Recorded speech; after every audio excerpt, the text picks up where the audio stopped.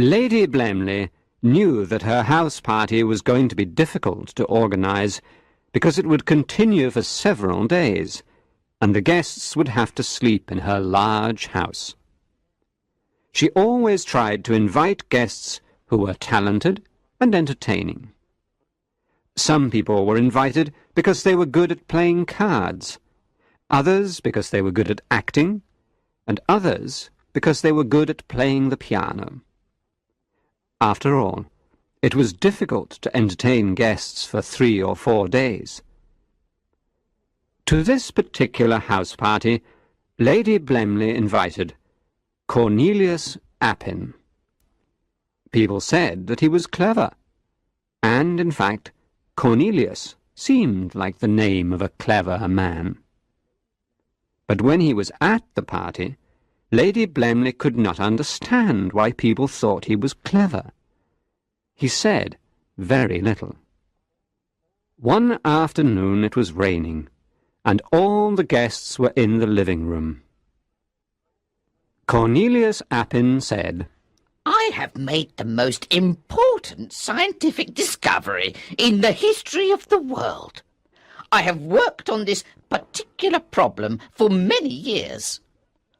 "What is this fantastic discovery?" asked Sir Wilfrid, another one of Lady Blemley's guests.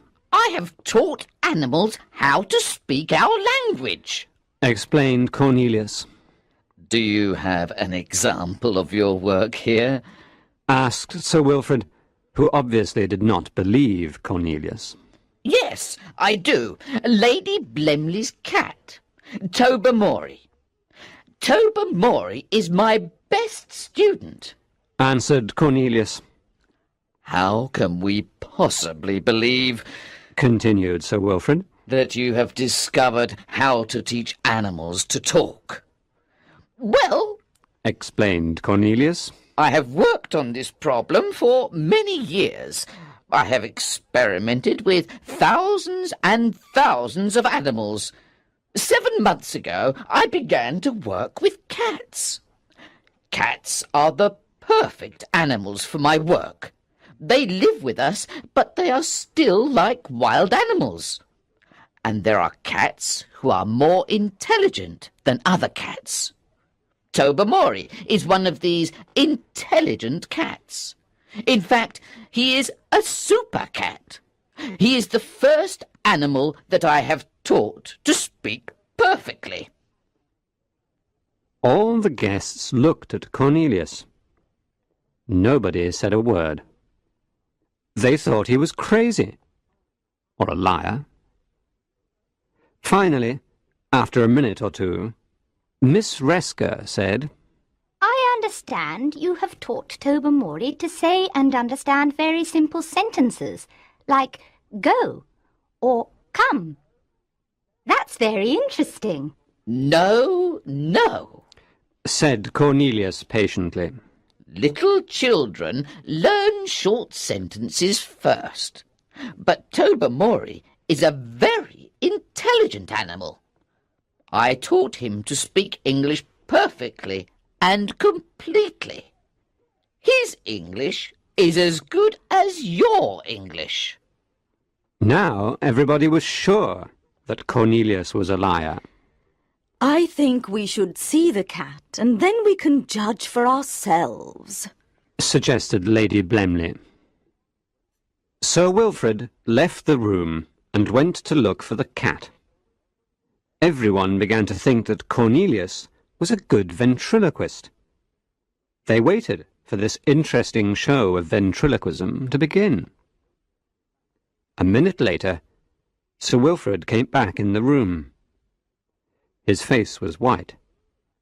He was obviously very excited. "It's true! It's true!" he shouted. The other guests could see that Sir Wilfrid was telling the truth, and they asked him what had happened. "Well, I found Tobermory sleeping on a chair in the smoking room. I told him to come to the living room immediately. He opened his eyes slowly and looked at me. Then he said, 'I'll come when I want to. Now go away.' I almost fainted. Now everybody believed Cornelius. They began to ask him lots of questions. Cornelius smiled. He was very happy with his first success.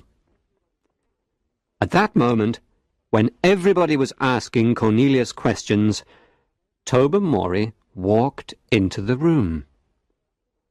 None of the guests said a word. They felt embarrassed in front of a talking cat.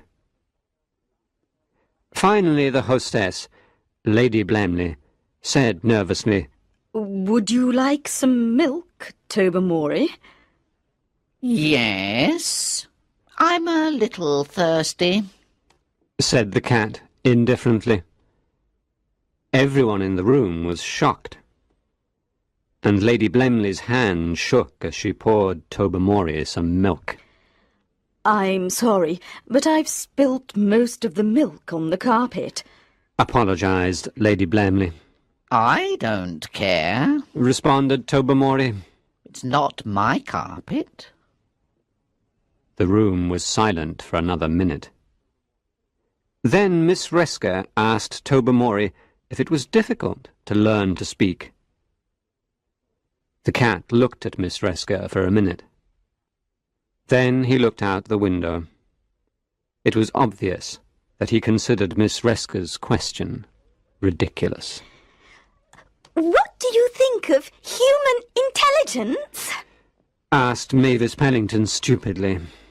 Human intelligence in general? Or do you want to know about some particular person? Asked Tobermory. Well, my intelligence. What do you think of my intelligence? Asked Mavis with a nervous laugh. Well, you put me in an embarrassing position, said Tobermory. But he did not look embarrassed. Anyway, I'll answer you. When Lady Blemley told Sir Wilfrid that she wanted to invite you to this party, he said, Mavis Pellington is the stupidest woman in the world. Why are you inviting her? Lady Blemley replied, Sir Wilfrid, I am inviting her because she is stupid. I have this old car that I want to sell, and Mavis Pellington is the only person stupid enough to buy it.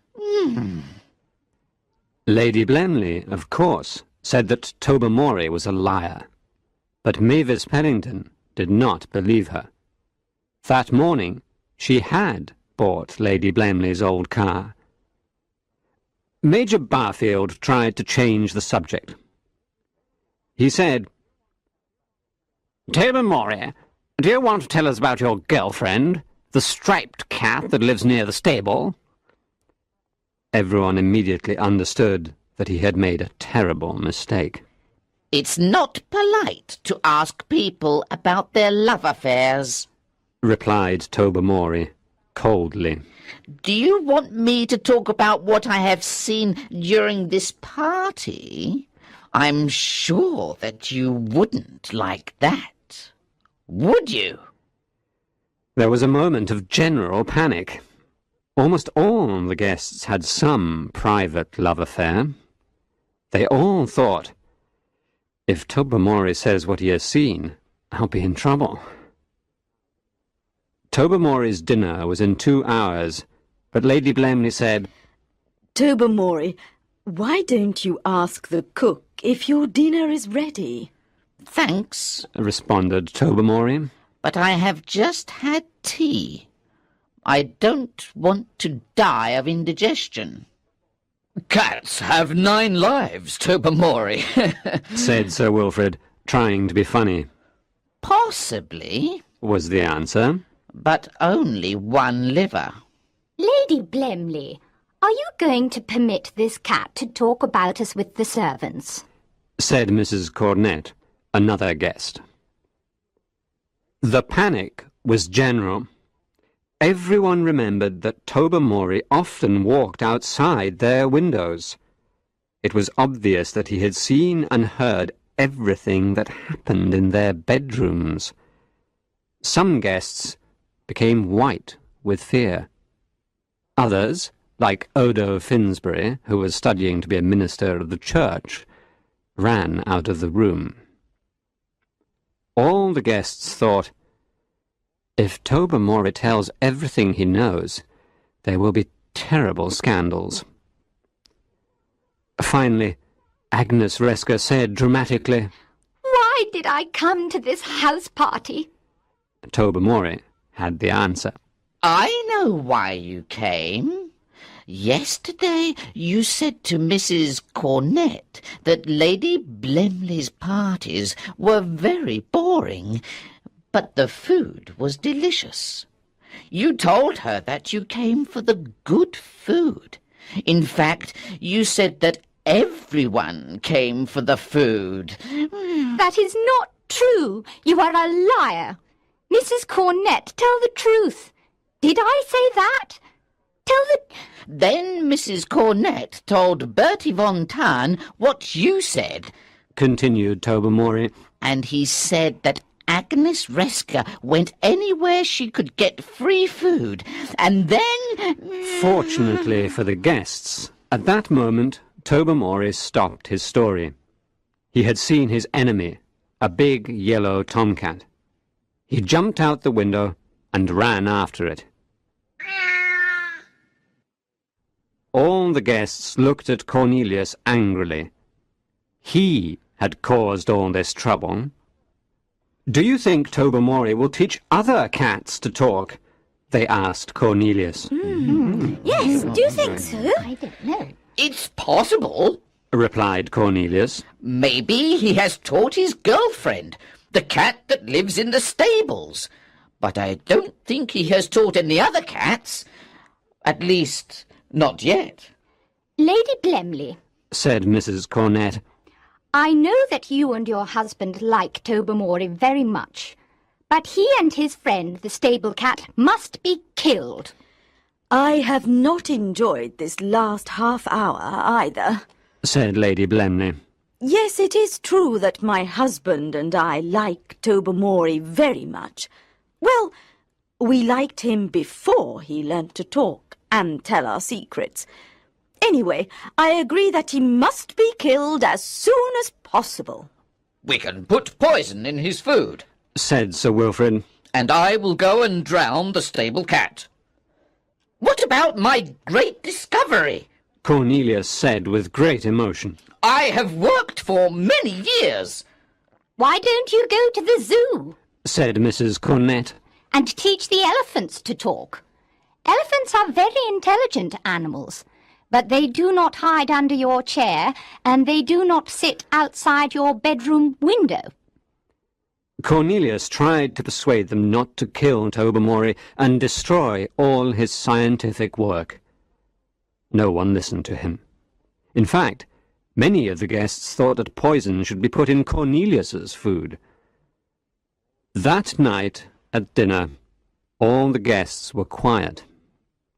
Lady Blemley tried to create conversation, but no one talked. They were all watching Tobermory's bowl. Inside the bowl was some delicious meat and poison. But Tobermory still did not come back. After dinner, still no Tobermory. The servants came and announced that the window of the kitchen was open as usual for Tobermory. 9 o'clock? No Tobermory. 10 o'clock? No Tobermory. At 11 o'clock, one of the guests got up to go to bed.